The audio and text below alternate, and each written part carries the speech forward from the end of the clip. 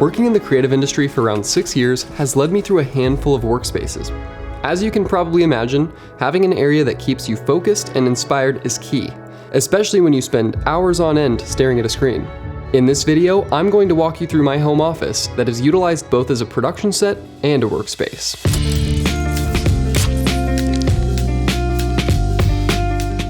To start out, here's a quick overview of the space. My intention with the design for this room was to position myself so that I can capture a front and back perspective of my workflow. With that said, let's talk about this sweet DIY backdrop. If you haven't seen my video from last week, I recommend checking it out because I walk you through the entire process of how my wife and I designed and built this background for under $200. This item deserves some love because honestly, it ties the entire room together. In the past, I've always had white wall rooms as my background, but this time, Haley suggested stepping it up a bit with this painted wainscoting panel design. It serves the purpose both as a backdrop for videos and product photography. Honestly, there's not a thing I'd change about it, other than its weight. Oh, it's so heavy. Moving on to the centerpiece of the office, we have my desk, which is the definition of Jimmy rigged.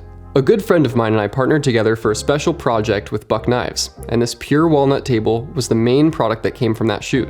It is 72 inches long by 36 inches wide, and in the future, it will be fastened to an electric standing desk setup, but for the time being, it's just attached to the top of my old desk with command strips.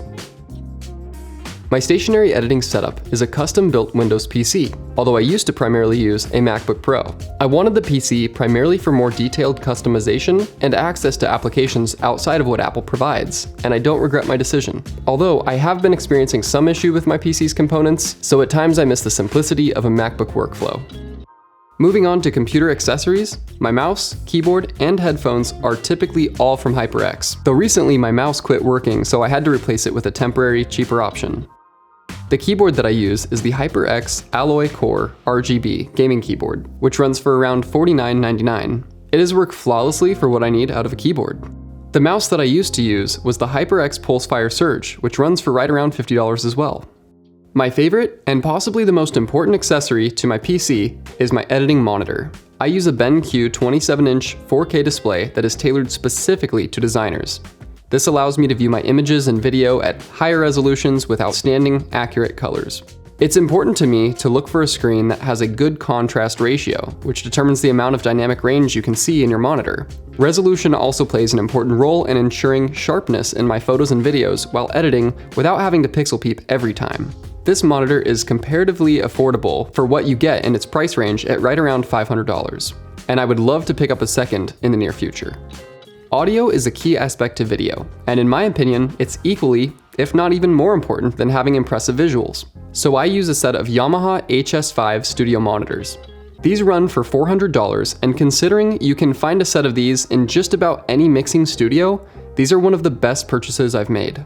They have been a primary part of my setup for at least 5 years now, and still work flawlessly. One thing to note is that they are designed for audio accuracy, not necessarily for you to crank up the bass. With 5-inch woofers, you get accurate low frequencies, but should plan on pairing these with a dedicated subwoofer to get the full experience while watching Lord of the Rings. Or, my videos. As I mentioned previously, my headphones are also from HyperX. I have the Cloud Revolver gaming headset, which includes impressive sound cancellation, clear audio with a wide range of depth for immersive sound design, and they're extremely comfortable over long periods of time. I was fortunate enough to get early access to this product back at the end of 2017 for a project in collaboration with HyperX, and I've used them ever since. This set runs for around $120 typically, but at the time that I'm filming this video, I found it for only $80 on Amazon, so definitely keep your eyes out for a nice discount. I pair my headset with the Blue Yeti USB microphone, which I heard about back in 2019. I was researching an affordable but high quality option to record voiceovers for my videos, and this was the praised product on the market.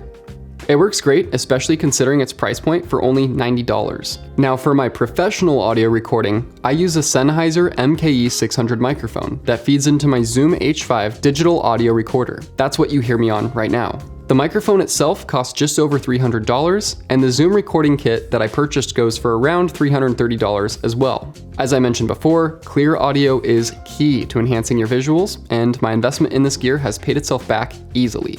Finally, we get to the juicy part.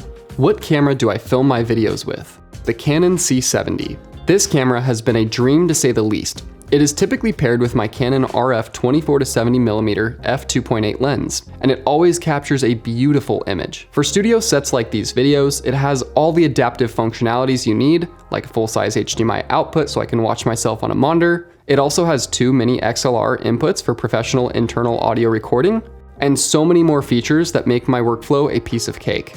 When it comes to creating a good-looking video, there's one thing that in my opinion is even more important than having a quality camera, and that's having good lighting. And that's why I prefer using professional-grade video lights.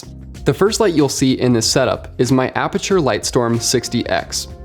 It is diffused with a Westcott Rapid Box Switch Octa S softbox, which provides a nice, soft catch light that fills my face from the side, now since I always wear a hat. My key light that sits overhead is the Aputure 120D Mark II. This is currently my most powerful light. It's diffused with the Aputure Light Dome Mark II and has a lot of customization within the lighting controller. Each light is supported by various light stands and sandbags that I will also link to in the description along with the rest of my gear. I do have a third light, which is the Quasar Science 4-foot color temperature adjustable tube light that is fantastic for most scenarios. However, I am currently not putting it to any use because my last light stand is being utilized for my audio setup. Alright everyone, so that's going to be the end of my studio tour. I hope you guys really enjoyed this entire video. If you haven't seen part 1, which is how we built this DIY YouTube channel background, don't forget to check out my last video. And also, if you have any interest in photography, videography, or educational content, don't forget to subscribe to this channel. If you want to see any of the specific gear I included in this video broken down into future videos, comment below which gear you want to see, and if there's anything you didn't see, comment on that as well. And finally guys, if you have any interest in purchasing any of the gear that I include in this video, don't forget to use my affiliate links below. That just helps out my channel and just gives me a little more incentive to keep making these videos. With that said, thank you guys so much for watching. We'll see you in the next one.